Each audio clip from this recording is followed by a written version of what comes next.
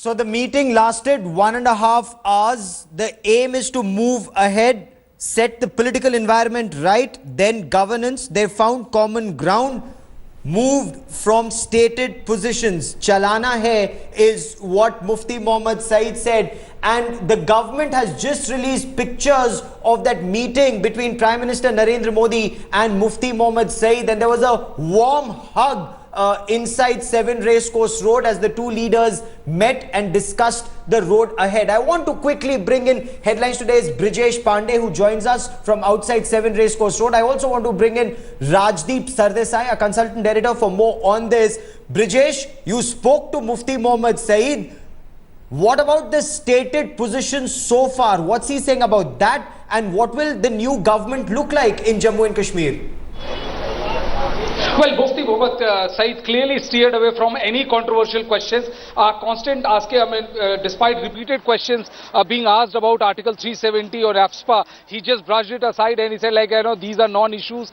Clearly, he didn't want to pontificate on it. But as we had been flashing since morning, he confirmed that, that the common minimum program will be unveiled only after the swearing-in ceremony will take place. What the people in BJP have told us is that the composition of the cabinet, which is likely to be a 25-member cabinet with 12 members from the BJP and 13 members from the from PDP side. Mufti Mohammad Saeed also said that that these controversial issues and all will be discussed, and they will be discussed in detail once the new government will hold a press conference at 3 p.m. on Sunday, and it is there when the common minimum program will be unveiled, and we will get to know the exact phraseology of what has happened to Article 370, beg your pardon, and AFSPA, and what is the phraseology that has been used. Okay, okay. Rajdeep, as far as the PDP and the BJP are concerned, they are poles apart, yet they're coming together. This will be a very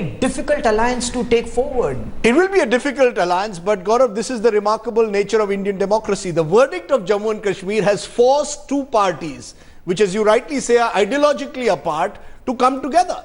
You had the BJP, which dominated Jammu, and you had the PDP, which was the single largest party in the valley. And such was the arithmetic. Even 3 or 4 seats had changed, you might have had a different government. But the arithmetic was such that the only real government that was possible is the government that we are now going to see on Sunday. And I get a sense that both sides have decided, at least for now, to keep aside the more contentious issues, whether it's Article 370, whether it's AFSPA. Article 370 perhaps is even more contentious than AFSPA, because AFSPA you can find ways in which you can say that the withdrawal will be gradual. You'll bring in the Disturbed Areas Act and suggest that certain areas, the Disturbed Areas Act would be withdrawn.